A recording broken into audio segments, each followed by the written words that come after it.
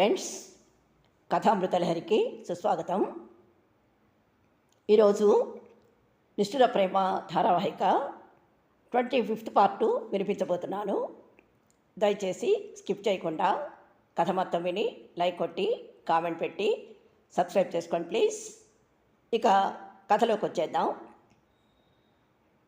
ఇంటికి రాగానే తల్లికి ఫోన్ చేసి ప్రియా వాళ్ళ బామ్మగారిని హాస్పిటల్లో అడ్మిట్ చేసిన విషయం చెప్పాలనిపించిన దూరంలో ఉన్న ఆమెను టెన్షన్ పెట్టడం ఇష్టం లేక ఆ ప్రయత్నం విరమించుకున్నాడు. గౌరమ్మ భోజనం చేయమని ఎంత బ్రతిమాలనా ఆకలి లేదని చెప్పి బెడ్రూమ్లోకి వచ్చి నడుమాల్చగానే కళ్ళ ముందు అచేతనంగా పడి ఉన్న బామ్మ రూపమే కదలాడసాగింది. ఏంటి తన పరిస్థితి? అమ్మ తన చిన్ననాటి స్నేహితురాలంటూ పరిచయం చేసిన విమలాంటి ఫ్యామిలీతో కొద్ది రోజుల్లోనే తన చుట్టూ ఓ విచిత్రమైన అనుబంధం అల్లుకుపోయింది.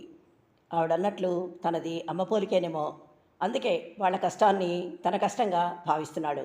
నిజానికి బామ్మ సర్జరీకి అయ్యే ఖర్చు తనకు పెద్ద లెక్కేం కాదు. కానీ ప్రియ విషయమే కొరుకుడు పట్టలేదు.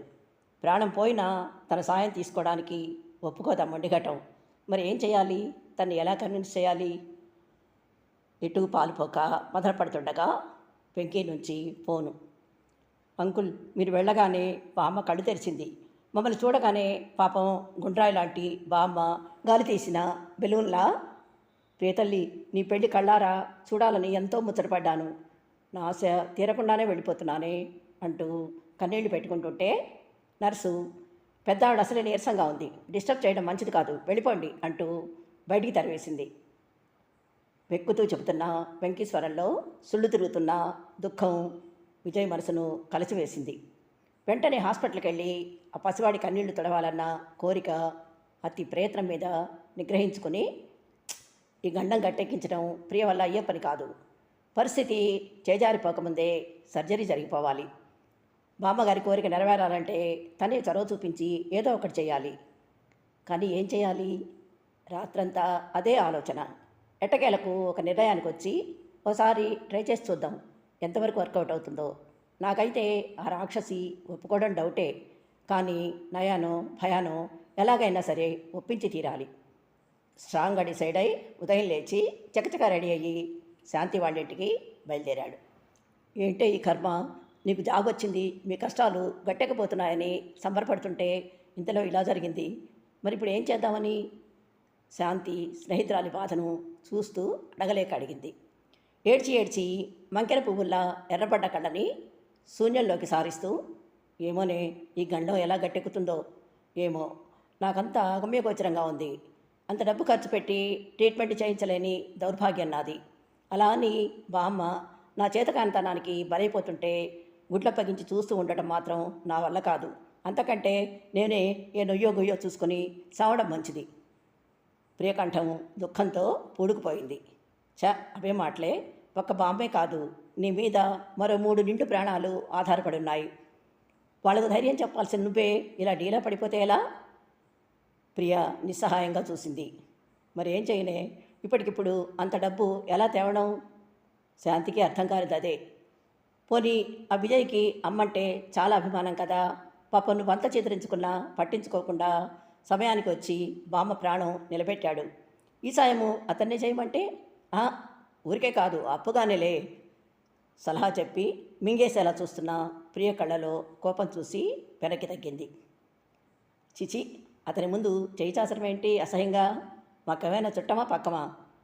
ఒకవేళ అమ్మ మొహం చూసి తనంతట తనే ఇస్తానన్నా అంత అప్పు తీర్చాలంటే నా జీవితకాలం సరిపోతుందా నీ పిచ్చి? కానీ పేలవంగా నవ్వింది ప్రియ. మరి ఎలాగే చెంపను చేయి పెట్టుకుని శాంతి జాలిచూపులు చూస్తుండగా, ఎలాగో నేను చెప్తాను కదా, మీరేం టెన్షన్ పడకండి అంటూ వచ్చి గుమ్మల్లో నిలబడ్డ విజయ్ని స్నేహితురాళ్ళిద్దరూ తెల్లబోయి చూశారు. ప్రియంవద గారు, మీతో కొంచెం పర్సనల్గా మాట్లాడాలి, 1 గంట అపాయింట్మెంట్ ఇస్తారా?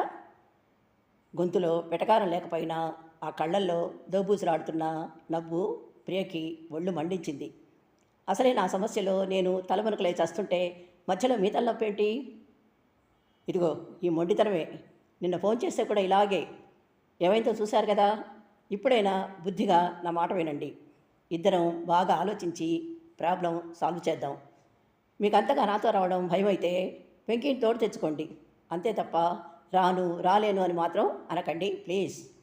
రాకపోతే ఇక్కడి నుంచి కదిలేదే లేదన్నట్లు హాల్లోకి వచ్చి తీరిగ్గా సోఫాలో బైఠాయించిన అతన్ని శాంతి కుతూహలంగా చూస్తూ, అతను అంతగా చెప్తున్నాడు కదా, అవసరం నీది, మొండికేస్తే ఎలా, వెళ్ళవే అనగానే ప్రియ బేలగా చూసింది.